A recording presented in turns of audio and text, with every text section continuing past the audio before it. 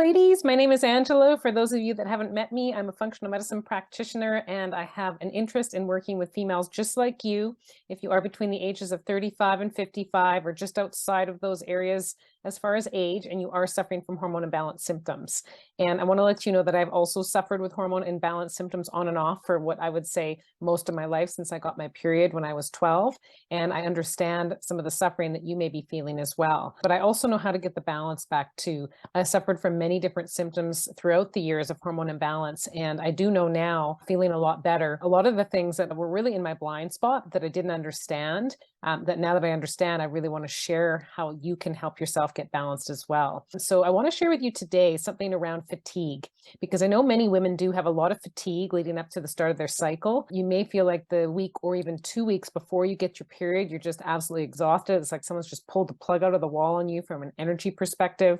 You feel low in energy, low in mood. You've got more brain fog. You're not motivated. It's hard for you to get through your everyday life, let alone do any extra tasks as well. With work, you may have to even take a day or two off. You may not be able to get out of bed and get yourself going for the day. And it may be costing you, money and productivity and really just impacting your overall life. And I want to let you know too, that if you are getting closer into your mid to late 40s, possibly early 50s, your estrogen levels are on the decline more quickly than if you're in your 30s or possibly even just getting towards the age of 40. But it doesn't mean that this doesn't matter in that time frame. It's just that it accelerates more and more as you get closer to that transition into menopause. Estrogen gradually drops, and then as we get into menopause, that's actually what causes that rapid drop, which actually stops us from having our period. And true menopause is when you are 12 months from having your cycle. So you haven't had a period for 12 full months. But the lead up to this can be quite rocky. If you are tired, exhausted, fatigued, depressed, a lot of that time, cycle after cycle after cycle leading up to it.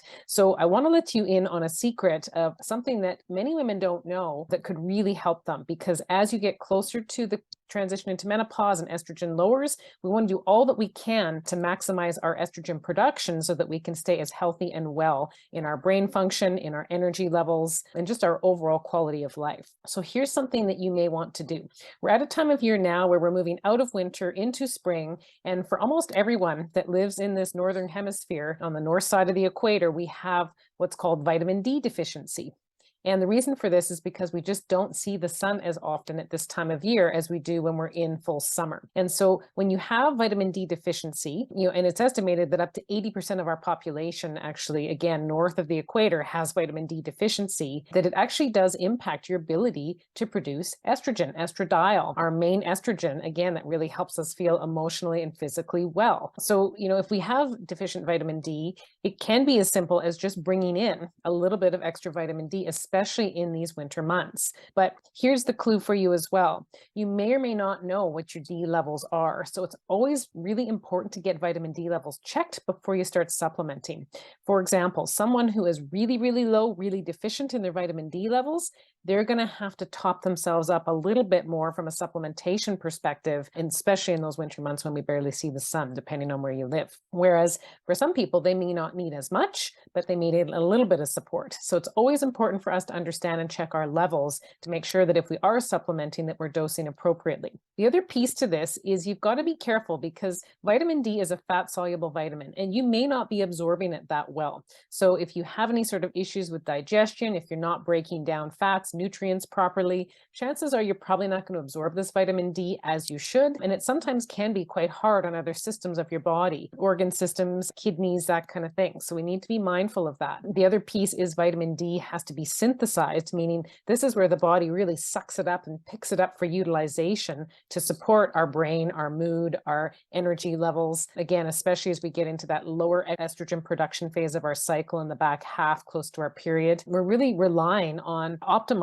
our estrogen production as much as we can. But again, if we're not absorbing or synthesizing it that well, you could be taking a vitamin D supplement and not getting that far. And the key to this is, again, making sure that you're digesting properly. So we do typically have to work on balancing your gut health. If you are vitamin D deficient, it's usually not as simple as just putting a vitamin D supplement in. And then the other piece to it is if you don't have good balance in your gut microbiome, which is the balance between the good and the bad bacteria in your gut, that is where that synthesization or that absorption, that ability to utilize the vitamin D takes place. So quite often there is a balance that needs to happen, or a rebalancing process with the gut microbiome to allow you to utilize that vitamin D properly. So there is a few steps, but I just want to help to start giving you some connections. So if you are feeling fatigued, depressed, not motivated, hard to get out of bed, hard to get anything done or accomplished leading up to your cycle, impacting your life in several different ways.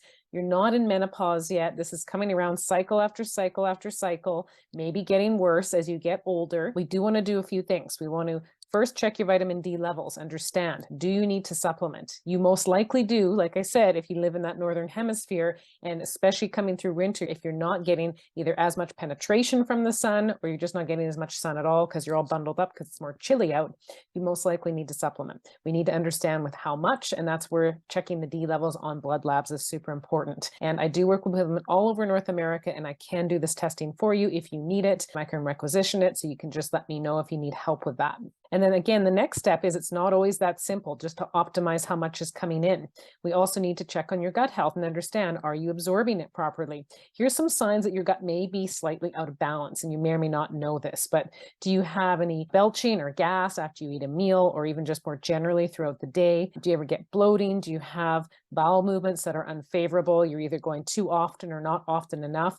Ideal is every once to twice, per day. And ideally those bowels, those stools are well formed, easy to pass. And so if you're not having that, it's quite possible that you may not have the optimal balance in your gut and your gut microbiome. When there's imbalances in the good relative to the bad bacteria, meaning there's too much bad stuff, not enough good stuff, it's very common that you can get some of those digestive symptoms. And again, this may also impact your ability to absorb vitamin D, which again can affect your ability to produce estradiol, that main estrogen that helps us with our energy, our mood, our hormone balance, especially as we get into the back half of our cycle. So some quick, easy things you can do to start getting the balance back is make sure that you're chewing your food really well before you swallow it. Don't wolf your meals down really quickly in a hurry. Don't drink fluids with your meal. It'll literally water down those digestive enzymes that are produced in your mouth and all the way down into the stomach and the pancreas that actually help break down things. And if this doesn't happen, it can create some non-favorable fermentation and bacteria forming in the gut that can create some of these imbalances. And then the other thing that you can do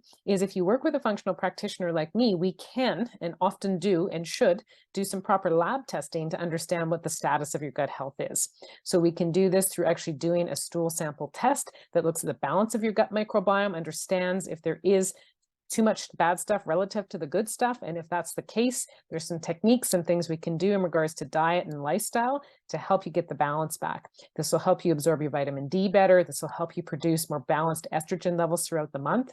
And it really will help your energy to return, as well as your mood balance and just that general feeling of feeling more overall well throughout the month versus these big peaks and valleys with how you're feeling at certain points in your cycle. So if you do want to learn more about that, feel free to reach out to me. Again, it's not always as simple as just putting a vitamin in and hoping for the best because someone said that this was good for women, especially as they get closer to and approach that transitional time towards menopause when the estrogen levels start to drop.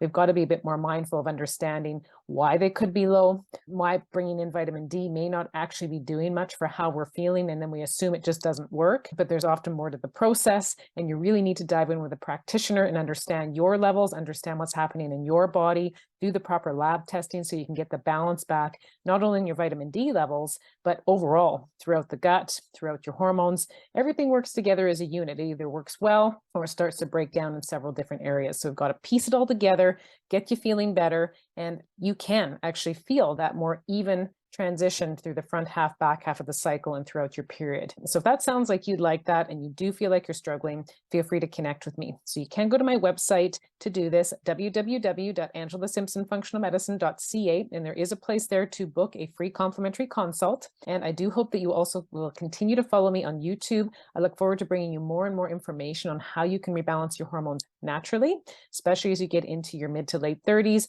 all the way through into that transition into menopause, into your mid to possibly even late 50s. So thank you so much for watching, and I'll see you again soon. Bye for now.